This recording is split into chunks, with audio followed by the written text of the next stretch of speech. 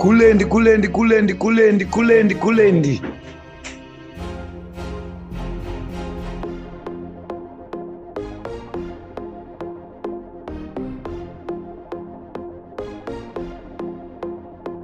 Chabva chapindirwa nevemasvikiro. Muri yeZimbabwe ndadzoka zvekare ndakabata ma-updates pane nyaya dziri kuitika. I know a lot is going on, a lot is happening in Zimbabwe right now. Saka ndangoti ndingouya nditaure nemi ndionesane nemi tobva tangozivisana kuti chii chimwe chiri kutora nzvimbo kana kuti chichazotora nzvimbo. So ukaona ndaya kudai so pane nyaya yaProfet Walter Magaya, vanhu vakawanda kutadza nezonzwikisa kuti chinhu chakanyatsosungisa Magaya chii. So nhasi ndauya ndine nyaya iri kutaura kuti ndiyo chaiyo yakaita kuti Magaya asungwe. Vamwe vataura kuti nyaya dzefraud, pane ma-rape charges akasiyana-siyana ari ipapo, 13 counts of fraud, pane zvakasiyana-siyana. Iye nemukadzi wake vari part of the team yacho zvinhu zvavaiita, paka vamwe vari kuti vakavharwa mastenzi, zvakawanda zviri kutaurwa, ende vanhu vakawanda vane maversions avo avari kutaura pamusoro penyaya iyoyo. Asi inini semafambiriro andinoita nyaya ndangoti ndiuye nayo tionesane.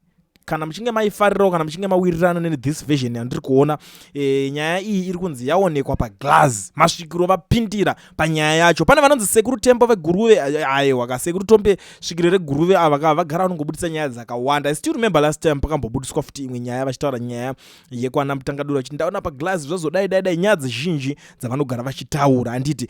But I am not here today to advertise. Please note kuti this is not an advertisement. Ndiri kungotaurawo something chandiri kusangana nacho mumastreets esocial media. Munoziva kuti ini pakufambira nyaya tinenge tiri curious kuda kuziva kuti chii chakanyatsosungisa munhu, chii chiri kunyatsoitika pane munhu. Handidi vanhu vanoziva chiti musi wayo waitaura nezvanhingi saka ndakazoenda kumatare ake akazondibvara mari kana kuti akazondishandira so hazvina kubuda kana kuti akazondididi. Please, sekutaura kwandatozviita kuti inini handisi kuadvertisa munhu. This is not an advertisement. So please, kana muchinge mazinzwisisa izvozvo, getipinde munyaya tionesane.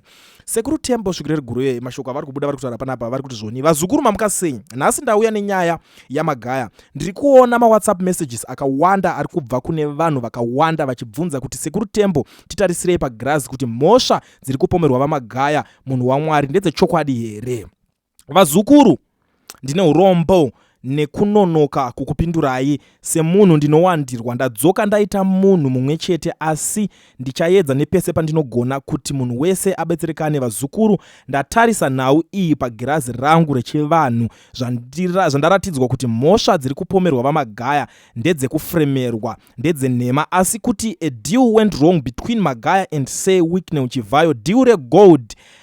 Magaya akaita same grid yakaitwa naMike Chimombe ndiyo yakanyudza Prophet Magaya. Zvinoratidza pagirazi rangu rechivanhu kuti Prophet Magaya ndivo vanga vakaiswa pachinzvimbo chakabviswa Passion Java chekuendesa goridhe kuDubai vachishandisa church, nekuti Magaya ane diplomacy same like Hubert Angel. Saka kubva zvabviswa Passion Java musyndicate pese anga achimhanya nemunhu nechimuti ndi Prophet Magaya. Saka munhu anovhura reserve safer yegold anoverenga gold rabuda nerinosara ndi Say Weakney Uchivayo, uyezve anotuma vanhu kuenda negold kunyika dzakasiyana-siyana ndi Weakney Uchivayo. Then kana zvicherwa zvatengeswa, mari yauya in cash, Chivayo anoenda nemabhegi emari kuna President ED ovaratidza mari inenge yauya,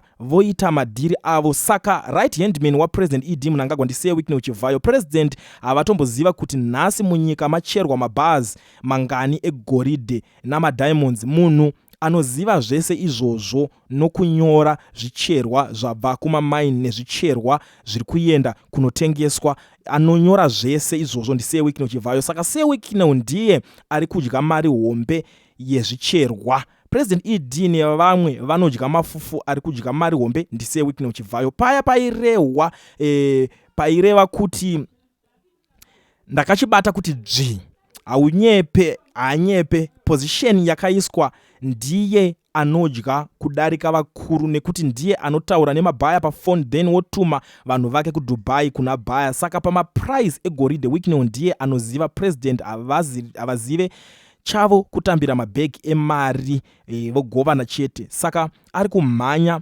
ZANU-PF now ndiseye kune uchibvayo ndokupa VP, ndokusaka VP vari kupopota wiki neuchibvayo ari kudya kudarika munhu wese muZANU-PF. Saka Prophet Magaya vanotaridza kuti vakanyudza Wicknell padeal ravakatumwa kuDubai vachishandisa chechi kunotengesa. Saka mhuri yeZimbabwe musanyeperwe kuti Magaya akabata chibharo. Vanhu vakatengwa naWicknell Chivhayo kuti vamire mukoti against Magaya kuti anyure. Vazhinji vari kuita venyu, vari kuita madhiri naWicknell. Tambai naye mushe, anokunyudzisai. Uye muzvizive kuti pari zvino Wicknell ndiye ane power kudarika rajaji weku high court. Jaji weku court anoudzwa zvekuita nasei Wicknell Chivhayo. Vana Mike Chimombe kuti vanyure ndi Wicknell, tambai naye zvakanaka. Zvino mukada kuenzana naye pakuba anokunyudzisai mukomana nekuti haasi kuda kubviswa paposition. Muromo wegoridhe parinobuda naro, saka iwe ukada kumuvhiringa anokunyudzisai. Vakatowanda vachasungwa kumberi vachisungiswa naWicknell Chivhayo. Pari zvino mukomana akachibata kuti dzvi. Pari zvino Wicknell ndiye the second kubva kuna president pamapowers emuZimbabwe. Ndicho chokwadi chakazara. Saka kune vese vanga vachida kuziva nezvaMagaya, ndataura vazukuru. Magaya akasungirwa mari yegoridhe kwete yechibharo fraud chichi. No gold vazukuru. Red line yaChivhayo kune vanoda kuvhenekwa pagirazi rangu rechivanhu makasununguka kuzondibata nhamba dzavo vakuzoisawo chichichichi vachingodaro daro but vari kuti anzi zita rangu ndisekuru Nigirikini, sekuru Tembo, handiti mazvona. But like I say kuti inini I'm not here to advertise anyone. Ndingoripo pakutsvaga nyaya ndichinzwawo maside ese. Even iwo kana uchinge uchinyatsoziva uchifunga kuti unonyatsoziva zvakaitika, chero kana uri muprofita uchiprofita, profita tinzwe utiudze mhuri yeZimbabwe iite sei inge ichiziva kuti what exactly is happening. Chakanyatsotora nzvimbo chi, chiri kunyatsotora nzvimbo chi, chichatora nzvimbo chacho chi is very important. Saka inini ndangondidarike nepanapa ndingokuzivisai nyaya dziri kubuda mumagirazi. Saka inini kungokuudzai kanyaya dziri kutaurwa mugirazi. Kana imimi kuna vanoda unotaridza munovatsvaga papeji ravo. Ndagara ndakuudzai, I think ndatry my level best kuti ndizviposition pascreen so that vamwe munoita muchiona kwabva nyaya yacho, kwete kuzonditi nini ndindazvitaura handisiri ndadaro. Kune munhu ari kutodaro ari kutaura on behalf of Ngirikini. Pari kunzi Magaya kuti asungwe akavhara Wicknell mari. But chiri kuti vhiringidza nje kuti Magaya asasungwa ka 1 week before anga atotengerwa mota dzinoera iye nemukadzi wake, obva azotorwa futa enza akusungiswa. Hazvisi kunyatso, something is not adding up. Hazvisi kunyatsolinka, hazvisi kunyatsoclicka honestly.